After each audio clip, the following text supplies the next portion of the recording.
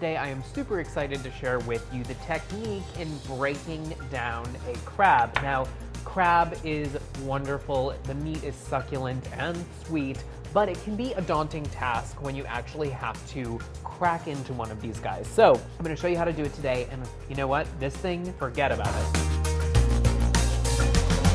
In front of me here, I have a Dungeness crab, and this is a West Coast crab. So this is the crab cooked, and this is what it looks like before you cook it. They have a beautiful purpley brown color to their shell. Their legs are usually orange, like more of a terracotta colored. And then I have here a East Coast crab, and this is probably one of the most popular East Coast crabs. This is a blue crab, and you can tell it's a blue crab by the wonderful blue color. During certain times of year, I believe it's April through September, you'll start seeing blue crabs like this that are soft shelled. So that means that the crab has molted its shell, and those are really great pan fried. So today I'm going to show you how to break down a crab. I'm going to demonstrate on this big Dungeness crab here. When you're cooking crab, by the way, the best way, like lobster, is to steam them instead of boiling them. Boiling them dilutes the flavor of the crab, and let them cool a little bit. You don't want to break into them while they're so crazy hot, otherwise you're going to burn yourself. So you're going to start off by first flipping the crab over. I'm going to take the legs off in a twisting motion. So you want to grab as close as you can to the body of the crab, and you want to give a slight twist and pull. Okay, just like that. Now, you don't always have to eat crab while it's hot. Actually, Dungeness crab is best served cold with a delicious spicy mayo. Is really, really great. So go around, leave these off to the side, and I'll show you how to break these open in a bit. So now what you're gonna do is you're going to remove the apron, which is here. All you have to do is pull this forward and back and discard this. This stuff here, don't worry about it. This is called the mustard. It's leaking out a little bit. Now remove the top shell here from the crab, and you're gonna do that by grasping the back corner, these two back corners, right where those last legs were, and you're going to pull apart. You can see you're going to pull the shell away from where the lump crab meat is. This area here, this is the mustard. It looks a little unsightly, but it has a lot of really great flavor. So now what we have here, what's left, these are the gills of the crab. So this is kind of like the lungs of the crab, and these aren't really edible, so don't try to eat them. And all you have to do is pull them away. And now you're going to remove what's left of the mouth, which is right here. So all you have to do is, I usually use my thumb and crack it backwards. I'm gonna clean this up just a little bit.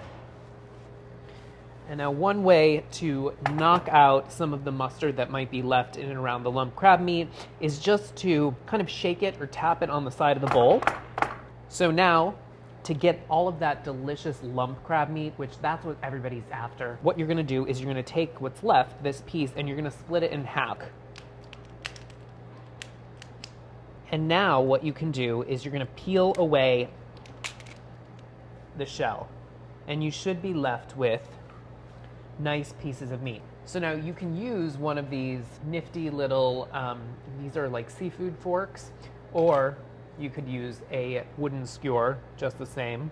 And all you're gonna do is pick out, as gently as you can, all of the lump crab meat from inside these little pockets here. Now, sometimes you might have to crack this half into another half.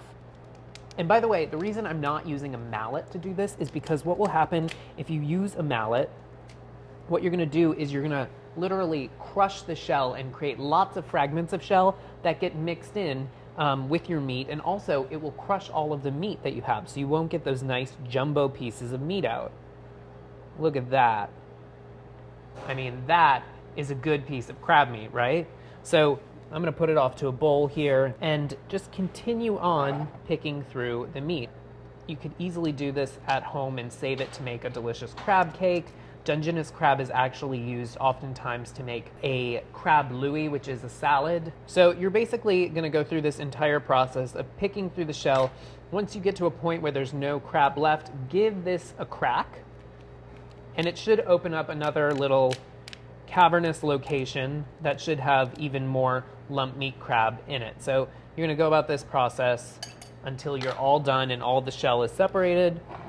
I'm gonna put this off to the side for now and show you how to crack the legs and the claws. I'm gonna start with the claw here. You're gonna break this into segments. So wherever the claw naturally moves, wherever the joints are, that's where you're gonna separate the claw. So there's one piece. This is the knuckle here. Now, if the crab is big and it has sharp points to it, you might wanna use a rag here to help you. Just like that. And now what I like to do is I like to use the back of a knife, and I like to do it on both sides.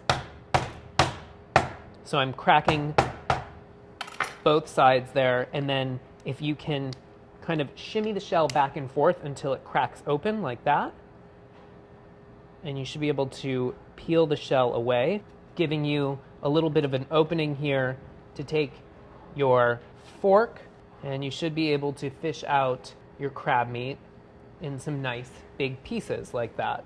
It may take you a little bit of time to get the meat out of the crab, but it's well worth it, especially if you have fresh seasonal crabs.